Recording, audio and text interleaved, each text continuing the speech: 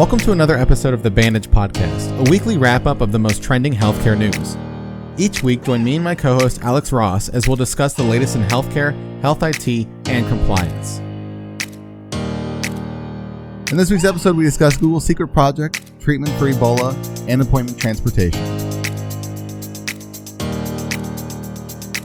Let's wrap things up.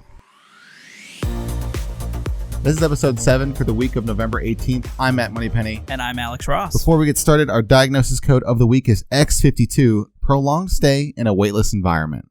That's a pretty short code. Does that mean that it happens all the time? Because let me tell you, it actually has happened to me. Oh. Interestingly enough. Go on. Yeah. Remember last year when the company decided to tour the SpaceX facility? I must have been sick that day. Well, but I was out of work for like the next 2 weeks. Yes, you know? yes. Yeah, it's because I climbed into a satellite that I thought was just kind of a display. It turns out it wasn't. It was real, and they just launched me right off into space. Wow. I mean, the good news is, for some reason, the interior was habitable. The bad news is, well, they didn't exactly have a kitchen, so I had to eat all the food just raw. Alex, I have one question for you. Are you Matt Damon in The Martian?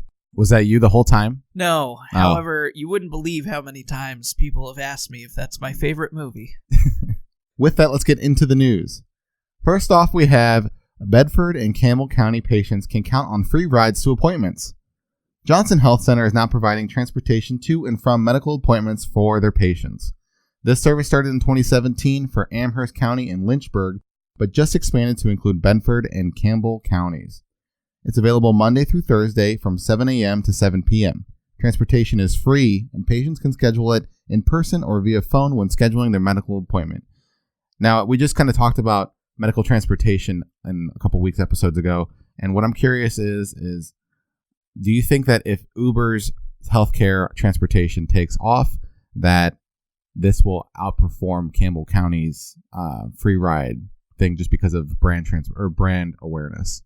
I think a lot of it comes down to infrastructure, because a lot of hospitals or offices aren't going to have the resources or the people or the vehicles or the time to go out and pick people up. And it's great that these couple health centers there are able to do that. I don't think everyone's going to. Right. And so Uber kind of will be able to fill in that gap. Yeah. We talked a lot about Uber and Lyft in previous weeks and kind of their different ideas for getting people to the doctor's office. I've heard a couple different reports about those since our episode. And a lot of the focus was on taking the burden off of the ambulance service. Yeah. Because in cases where people don't necessarily have transportation, a lot of people use these ambulance services, which are not only, expensive, but they also are kind of necessary for transporting people with emergencies to the hospital. Right. So I think that's a good direction to go, at least to unburden the ambulance services. And a big takeaway here is that it is free, and anything free is always good, especially within healthcare, because nothing in healthcare is really ever free. Is it free? That's what they say, right? See? That's what it says. We'll just work the cost in somewhere else, right? Yeah. I'm kidding. I think that's a pretty good service, and maybe it's worth that investment from the health centers to unburden things and make sure that people show up. Good on Johnson Health Center. Next up, keep recalled vegetables off the table. Federal food safety officials issued a public health alert for several entrees that could contain vegetable products that have been recalled for listeria contamination. The products are sold under the Mann's Packing Company brand name or under private labels such as Market Side from Walmart, H-E-B, and Trader Joe's. Almost all of these entrees included broccoli. Any kind of recalled vegetable is always scary because you never know if you're going to get disease from eating food, which is a necessary thing for you to do every day. But what I'm curious is, I feel like this happens every single year right around this time. Last year, it was with romaine lettuce. I'm going to say it's got to be a change in source. Right. Because maybe not so much in the case of broccoli, but with like lettuce, you're definitely not growing it up here in Ohio where we've got 2.5 inches of snow. Right. At least not on a scale that you can supply the local Walmart or even with broccoli. So, a lot of it tends to be imported, where perhaps safety standards aren't nearly as good in another country. Either way, there's some joke here to be made about kids not eating their vegetables, and it's just not coming to me. Also because I happen to love broccoli. Yeah. So also, I think Chipotle lucks out here because they don't serve broccoli. So it might be the first time that Chipotle avoided some kind of food interruption bacterial as a result yeah, right. of a food contamination. It is interesting that most of them included broccoli. I don't think that's a very common one. Yeah. See, broccoli is not like a hot weather crop. It's a cool weather crop.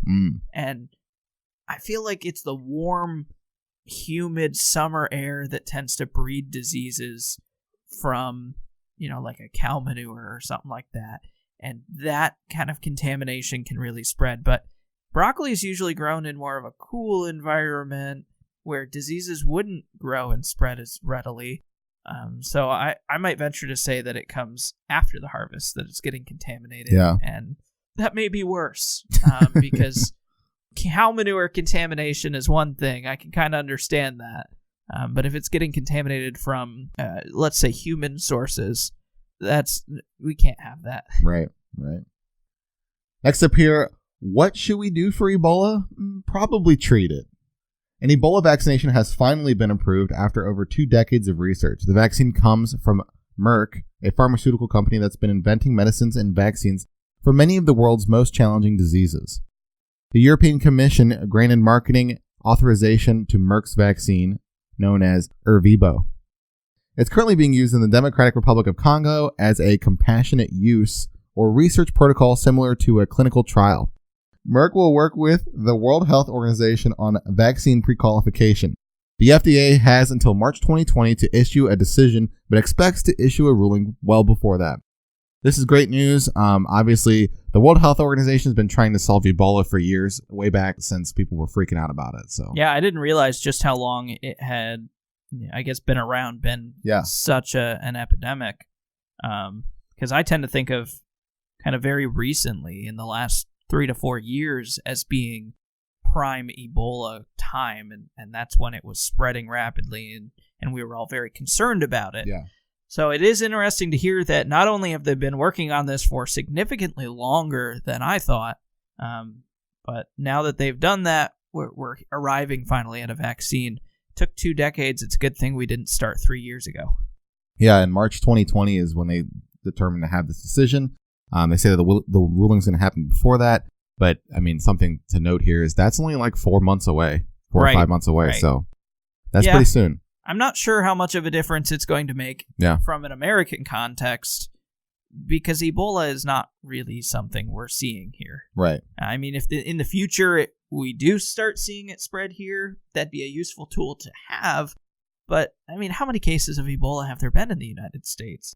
There's been about 2 or 3, and they were usually from missionary doctors anyways, so yeah, no outbreaks. Now, do you know off the top of your head how Ebola spreads? No, I have no idea. I think it's just direct contact, because usually they put them in like a quarantine room. Yeah, I seem to remember some kind of like personal protective equipment that doctors who were helping with that were wearing. Well, that's, hopeful. Yeah.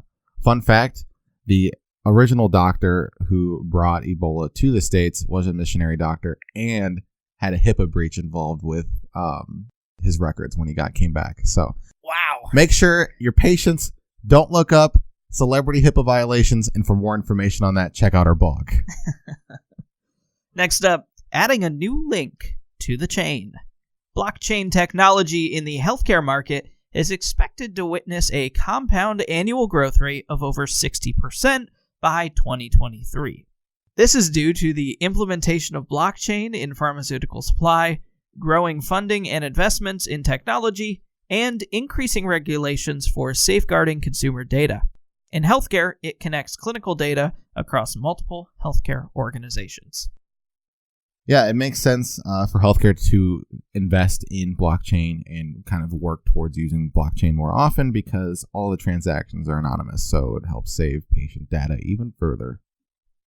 Yeah, because the way blockchain works is by building off of each individual block Yes. in the chain, hence the name, Blockchain. and using each one of those to encode in a different way so that in order to enter the chain, you have to start at the entry point. Right. If you just start somewhere in the middle, even if you get that one block decoded, you can't go anywhere with that. Right.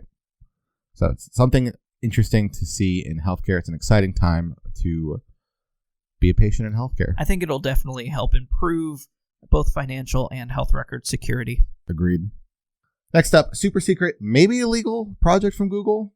Google engaged with one of the largest U.S. healthcare systems to begin Project Nightingale to collect and crunch detailed personal information of millions of patients. The project began in secret with St. Louis-based Ascension. Neither patients nor doctors have been notified. The company said it includes robust protections of the patient data. Privacy experts said it appeared to be permissible under the health law, the Health Insurance Portability and Accountability Act, or HIPAA. This law generally allows hospitals to share data with business partners without patients' knowledge, as long as the information is used only to help the covered entity carry out its healthcare functions. In this case, Google is using the data to design new software that zeroes in on individual patients to suggest changes to their care. First off here, what a name for a secret project. Nightingale, holy crap. That's pretty creative. Google gets really creative with all of their secret projects. They love coming up with those code names.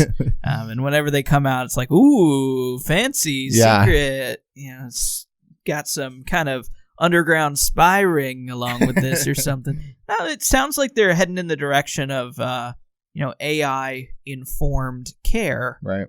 And using data from a very large organization to try and identify patterns that would help them with their care. Things that a normal human doctor might get the feeling for over time, but really they're never going to interact with enough patients themselves to be able to identify patterns like that and then continually improve their practices. So I can see this being a huge teaching tool as we move forward for our next generation of doctors, but also hopefully improving healthcare and being able to verify how effective the different treatments and things that we try are actually in helping our patients. Now, one big takeaway from this is a lot of people, even though that they say that it doesn't really have an effect on HIPAA and they're safe, they're doing this the right way, many people are fed up with Google having so much access to everyone's data. I read one headline recently about this project that said, when is someone going to get arrested? Because, they're just fed up with what Google's doing with their data. So it's just something to take note of. It does sound like it's all on the up and up. I think Google's pretty limited in how it can actually use this data. Right. Because obviously it says that it can only to help the covered entity carry out its healthcare functions. So Google can help them, but they can't then take the data and go do something else with it. Yeah, I think the main reason why that people would be not allowed. Yeah, the main reason why people were worried about it is because it was secret, and that's probably like, everyone's got our data.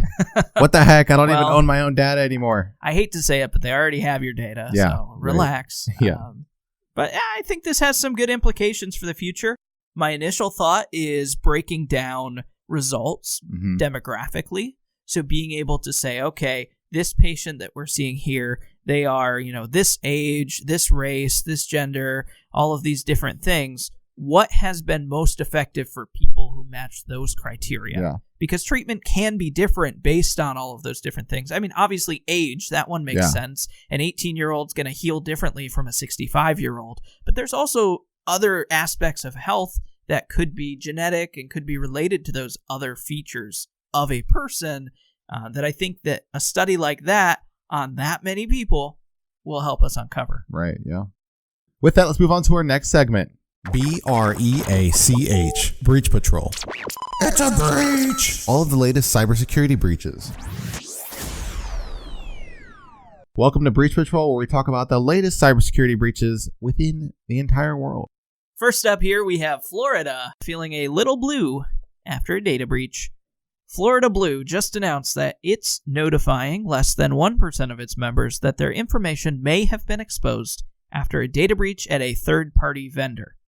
Magellan Health informed the company that members' personal information might have been affected after an employee fell victim to a phishing attack in May. This information includes names, dates of birth, and prescriptions. Both Magellan and Florida Blue don't believe the information was misused, and affected members are offered free credit monitoring and identity theft protection services.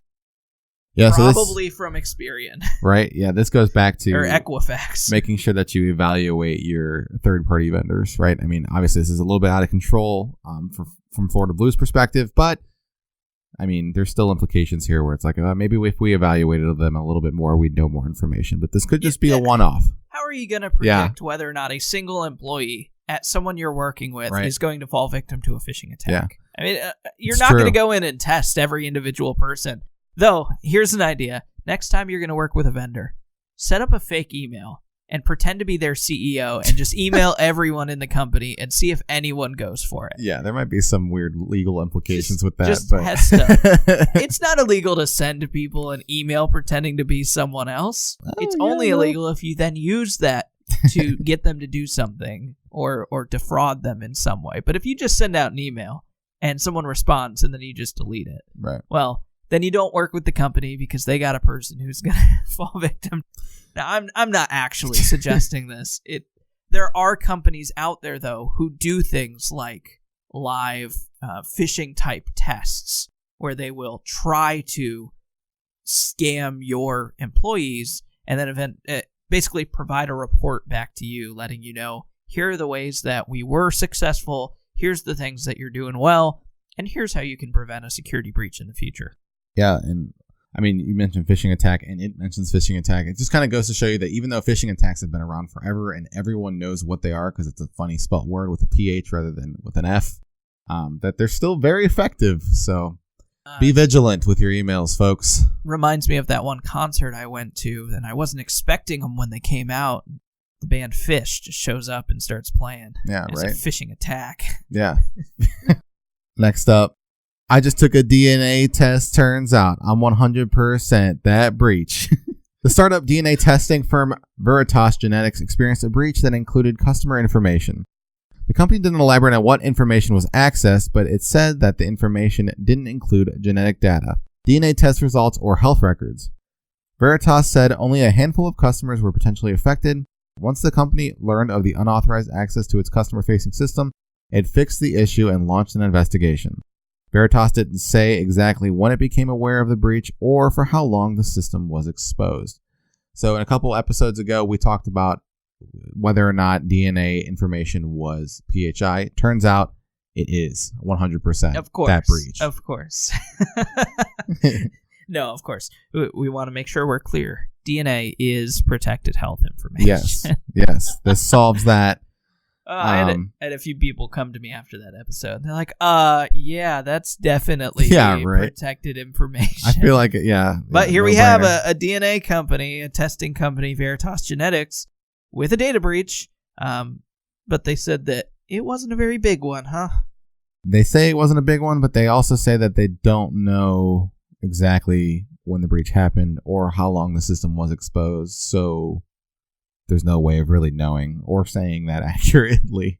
Yeah. I mean, good news for the company, it was the customer-facing system that was affected and not the back end, which may have been potentially much worse. And I think that probably explains why they think it was only a few customers who were affected. Yeah. I mean, good on them for being a startup company getting into DNA testing. But also that makes them a little bit more of a target for hackers because they are a startup company, so they may not have those vulnerabilities or protocols put in place like the bigger ones. No, they may have those vulnerabilities. Right. But they may not have the protocols. This is not me encouraging you. This is me saying, if you're a small company in today's day and age, take your security seriously or you won't get to grow up to be a big, strong company. When I grow up, I want to be a very... Eat your vegetables, but not the broccoli. When I grow up, I want my DNA company to be an adult. All right, and that is it for this week's wrap-up of your weekly healthcare news. I'm Alex Ross. And I'm Matt Moneypenny. We'll see you next week. Thank you for joining us for this week's episode of The Bandage. This week's episode was written and produced by Etactics. Etactics is a leading revenue cycle solutions organization committed to providing innovative, web-based solutions that improve our clients' cash management and customer relationships. Thanks, and we'll see you next week.